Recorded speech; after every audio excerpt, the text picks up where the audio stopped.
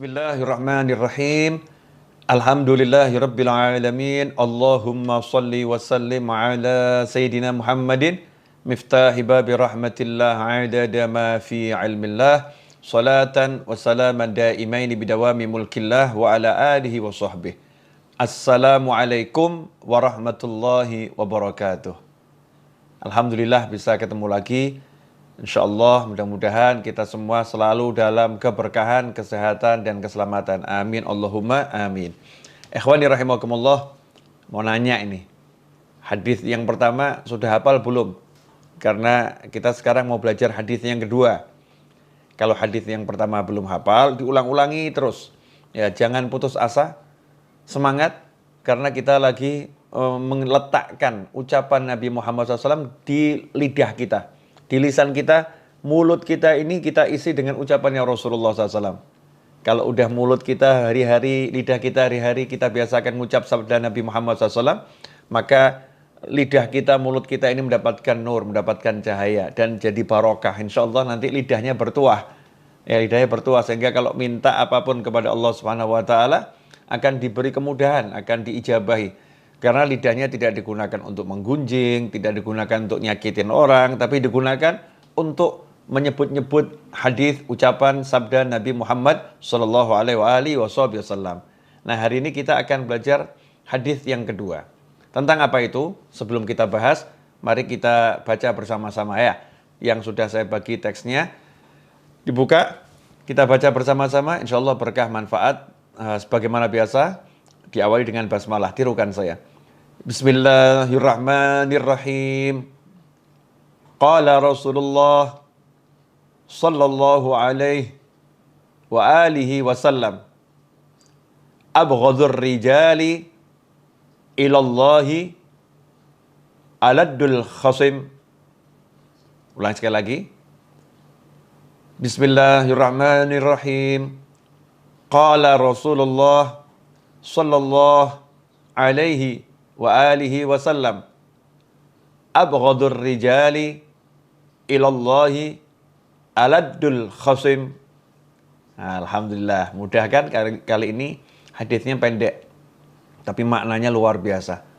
Kita terjemahkan, kita pelajari bersama-sama ya. Qala Rasulullah sallallahu alaihi wasallam, bersabda utusan Allah baginda Muhammad sallallahu alaihi wasallam, abghadur rijali.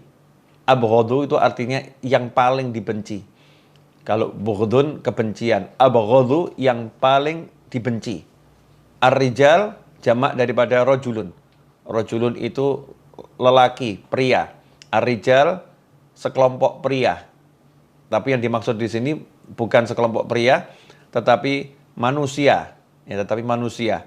Abghadur rijali, sesungguhnya orang, manusia yang paling dibenci ilallah, Allah Ta'ala, adalah aladul khosim. Aladul khosim itu artinya adalah orang yang suka berdebat dan berbantah-bantahan ya, untuk mendapatkan keuntungan duniawi dengan cara yang keras dan sengit. Dengan cara yang keras dan sengit. InsyaAllah kita akan bahas ini. Debat.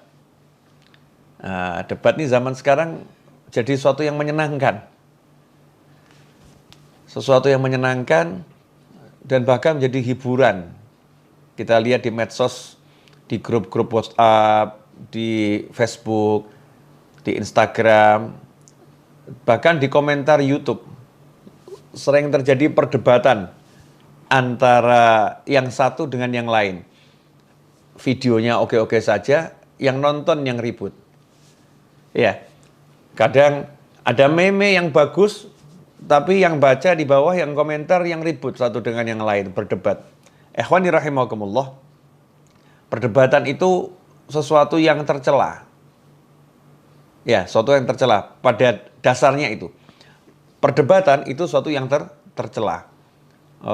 Berselisih. Ya, berselisih sesuatu yang tercela. Kecuali darurat. Jadi sesuatu itu menjadi diizinkan atau menjadi oke karena darurat, bukan dijadikan pekerjaan. Jadi kalau pekerjaannya, hobinya debat, itu sesuatu yang sangat tercela. Tidak ada bagian dari agama ini perdebatan. Jadi perdebatan itu bukan bagian dari kehidupan beragama. Agama itu, agamanya Allah Ta'ala, kehidupannya dengan amal. Amal. Produk nyata dengan sholat, dengan zikir, bantu orang, bicara yang baik, dan seterusnya, dan seterusnya. Kecuali darurat. Ya, kecuali darurat. Darurat itu apa? Ketika betul-betul dibutuhkan untuk menunjukkan ini loh yang benar. Ya, ini loh yang benar, ditanya oleh seseorang, gimana benarnya? Maka dia tunjukkan ini loh yang benar. Ketika di situ ada terjadi bantahan dan dia jawab lagi hanya untuk menunjukkan kebenaran, ya, menunjukkan kebenaran, dan itu dalam rangka darurat. Kalau tidak disampaikan akan menyesatkan orang. Banyak orang yang tersesat, maka itulah diizinkan dalam syariat. Kemudian kapan lagi? Ketika dalam perang. Dalam perang terjadi perdebatan dengan musuh, ya, dengan musuh, maka itu suatu yang dibolehkan. Ketika ada syair-syair yang sifatnya kemudian menghina, mencaci, memaki, dibalas dengan syair yang lain, itu pun diizinkan dalam peperangan, ya. Tapi yang aneh, zaman sekarang ini terjadi perdebatan bukan yang diizinkan, bukan darurat, tapi perdebatan yang menyebabkan permusuhan antara muslim yang satu dengan muslim yang lain, antara masyarakat yang satu dengan masyarakat yang lain. Ini bertentangan dengan tujuan diutusnya Nabi Muhammad SAW, "Wa ma arsalnaka illa rahmatan lil alamin." Tidak kami utus engkau kecuali sebagai rahmat bagi alam semesta. Ikhwani rahimakumullah, mari kita bahas jenis-jenis perdebatan yang ada. Karena bahasa Indonesia ini tidak bisa mengcover bahasa Arab, ya. Tidak bisa. Bahasa Arab itu terlampau luas. Makanya kalau untuk menerjemahkan kita butuh penjelasan dalam bahasa Indonesia. Tapi kalau kata per kata tidak mampu. Nah, tidak mampu karena kita terlampau kurang, kosakatanya kurang untuk menerjemahkan bahasa Arab kata per kata. Tetapi kalau kita detailkan, jabarkan, ya insya Allah bahasa Indonesia bisa dipakai untuk mengungkap apa yang ada dalam wahyunya Allah Ta'ala maupun sabda Nabi Muhammad SAW. Yang pertama, miro, latumari, jangan kamu berdebat, ya, jangan kamu berdebat, miro. Ada debat, tapi dengan bahasanya miro, mim, ro, alif, hamzah, miro. Itu adalah perdebatan yang terjadi dengan niatan satu hal saja niatnya, menjatuhkan orang lain. Pokoknya lawannya harus jatuh itu. Nggak peduli dia benar atau dia salah. Nggak peduli benar atau salah. Dia pun salah, ya saya jatuhkan, dia benar, ya saya jatuhkan. Yang penting namanya hancur. Nah ini miro, ini perdebatan yang niatnya hanya untuk menjatuhkan orang lain. Itu sangat-sangat tercela.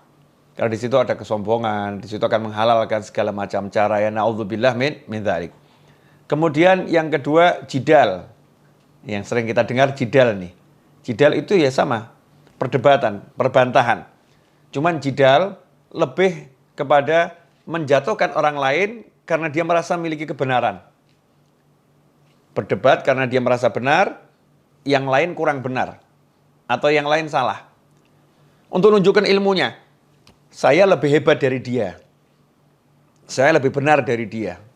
Walaupun tahu fulan ini tidak terlampau salah, tetapi dia akan tunjukkan kebesaran ilmunya, kekuatan ilmunya, ya, untuk menunjukkan bahwasanya aku lebih benar, aku lebih hebat.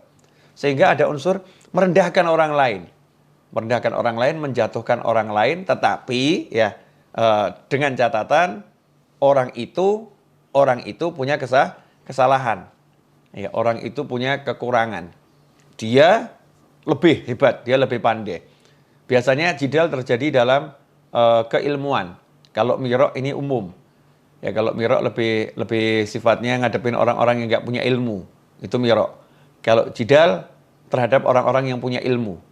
Sesama orang yang punya ilmu berdebat. Ya, berdebat untuk menjatuhkan argumen yang lain. Menjatuhkan argumen yang lain. Ini juga tercela. Karena nanti waktu hanya akan habis ya untuk membahas sesuatu yang nggak perlu dibahas. Kemudian yang ketiga, khusumah. Atau tadi kita dengar al-khosim. Khosim itu orangnya ya. Khusumah itu perbuatnya. Aladul khosim. Orang yang suka berdebat tetapi khusumah dalam rangka perselisihan harta untuk mendapatkan harta. Misal ada orang yang melaporkan bahwasannya dia sengketa dengan seorang. Saya bersengketa dengan dia masalah waris. Nah, ini khusumah ini adalah orang yang suka itu, suka mengambil keuntungan, ya, keuntungan duniawi dengan cara menunjukkan kemampuannya mengalahkan orang lain. Dia bisa memutarbalikkan fakta, dia pandai berbicara, sehingga dia bisa mengambil keuntungan dari orang lain. Masalahnya sebetulnya bukan masalah harta yang dia cari, tapi kesenangannya itu, kesenangan menjatuhkan orang lain. Mungkin duitnya nggak banyak yang dia dapat, tapi lihat orang itu jatuh, dia senang. Ini khusumah. 3 hal ini tercela. Ya 3 hal ini tercela, bahkan dikatakan abghadur rijali ilallah. Orang yang paling dibenci Allah Ta'ala. Ikhwani rahimakumullah. Kita renungkan ini. Abghadur rijal. Orang yang paling dibenci Allah adalah orang yang sifatnya seperti itu. Suka menjatuhkan orang lain dan mengambil keuntungan dari jatuhnya orang tersebut. Suka menjatuhkan orang lain dan mengambil keuntungan dari jatuhnya orang tersebut bermodalkan lisan. Ya, bermodalkan lisan. Mungkin ada yang nanya, Ustadz, ada contoh nyata enggak? Contoh nyata begini. Saya punya teman. Ya, saya punya teman saya itu mau beli sebuah rumah, kemudian dia kasih uang muka 100 juta rupiah, kasih uang muka 1 juta rupiah, keesokan harinya, terpaut 1 hari, ternyata rumah yang dimaksud tidak seperti yang dijanjikan oleh yang punya rumah. Yang punya rumah mengatakan daerahnya aman dari banjir, ternyata daerah itu tidak aman dari banjir. Yang punya rumah mengatakan rumah tidak pernah kena banjir, ternyata rumahnya pernah kena banjir 1,5 meter. Ya, 1,5 meter. Maka teman saya pun meminta uangnya kembali. Saya minta uang saya kembali karena janjinya tidak sesuai. Janjinya tidak sesuai. Yang punya rumah tidak mau mengembalikan dan mengatakan saya mengatakan sesuai janji saya. Ya. Kemudian teman saya mengatakan saya punya bukti gitu, punya bukti tertulis dari berita koran, ya, dari masyarakat setempat bahwasannya daerah Bapak itu banjir. Ya, tempat banjir. Maka yang punya rumah mengatakan ya udah kalau begitu saya kembalikan sebagian saja. Kembalikan sebagian saja. Teman saya pun mengatakan, ya udah, kalau emang tidak mau kembalikan, silakan ambil saja uangnya. 100 juta dilepas begitu saja. Kenapa? Karena tidak mau menjadi manusia yang paling dibenci Allah. Meskipun benar ya, meskipun dia menuntut haknya, dia bisa berdebat, dia bisa berargumen, ya. Tapi harga dirinya di sisi Allah lebih mahal. Nilainya di sisi Allah lebih mahal, sehingga 100 juta itu dia abaikan begitu saja. Dan dia yakin kalau itu halal pasti akan dikembalikan oleh Allah Ta'ala dengan caranya Allah Subhanahu wa Ta'ala. Ikhwani rahimakumullah, nilai diri itu lebih besar daripada harta yang diperdebatkan. Ya, lebih besar daripada harta yang diperdebatkan. Persaudaraan itu lebih besar daripada harta yang diperselisihkan. Ikhwani rahimakumullah. Makanya kalau kita pelajari Islam ini, Masya Allah, ajaran Islam ini mengajarkan kita untuk menjadi manusia yang selamat dan menyelamatkan. Bukan cuma selamat dan menyelamatkan. Mungkin muncul pertanyaan, Ustadz, kalau misalnya kita didebat orang tentang amalan kita. Ini amalan kamu nih begini loh. Begini nggak benar nih, nggak ada tuntunannya dan lain sebagainya. Apa yang harus saya lakukan? Jangan berdebat. Katakan saja dengan sederhana, amalan saya ada tuntunannya. Kalau kamu mau belajar, ya kamu bisa cek di kitab ini. Selesai. Tanpa kita harus menjawab dan menjatuhkan orang lain dan mengatakan, oh kamu yang nggak benar, ini guru saya yang benar dan sebagainya. Terjadi perdebatan yang tidak ada manfaatnya. Tunjukkan saja dalilnya, dasarnya, untuk menunjukkan ini loh yang benar, yang saya amalkan ada dasarnya, tanpa harus merendahkan orang lain. Karena di Islam itu terhadap Fir'aun pun disuruh bicara yang baik. Ya, suruh bicara yang baik. Bahkan kalau dikasih salam, kita suruh balas dengan ucapan salam yang lebih baik. Tentunya tidak melanggar syariat, ya, tidak melanggar syariat. tapi dengan ucapan salam yang lebih baik. Fir'aun, Nabi Musa, dan Nabi Harun disuruh ngomong dengan ucapan yang baik. Tentunya ketemu Fir'aun berdebat, tapi disuruh ngucap yang baik. Dalam Al-Quran dikatakan, Ud'u ila sabili rabbika bil hikmati wal mau'izatil hasanah wajadilhum billati hiya ahsan. Serulah manusia ke jalan Tuhanmu dengan hikmah, nasihat yang baik. Dan kalau harus terjadi perdebatan, dengan perdebatan yang baik. Wajadilhum, dan debatlah mereka, bantahlah mereka billati hiya ahsan. Dengan cara yang jauh lebih baik. Ikhwani rahimakumullah. Nah sekarang anehnya, seseorang menganggap bahwasanya perdebatan itu bagian dari agama.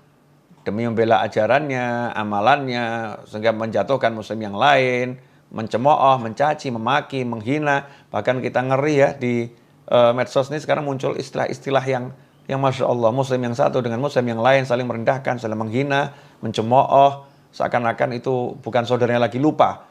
Ikhwani, Imam Ghazali mengatakan dalam kitab Ihya Ulumuddin, tinggalkan perdebatan karena debat itu membuat setan istirahat. Setan istirahat karena tugasnya untuk membuat manusia itu tersesat, tugasnya untuk membuat manusia hilang waktunya dari beribadah, telah diambil alih oleh manusia, sehingga setannya bisa istirahat. Nah sekarang kita biarkan setannya sibuk saja, kita yang istirahat.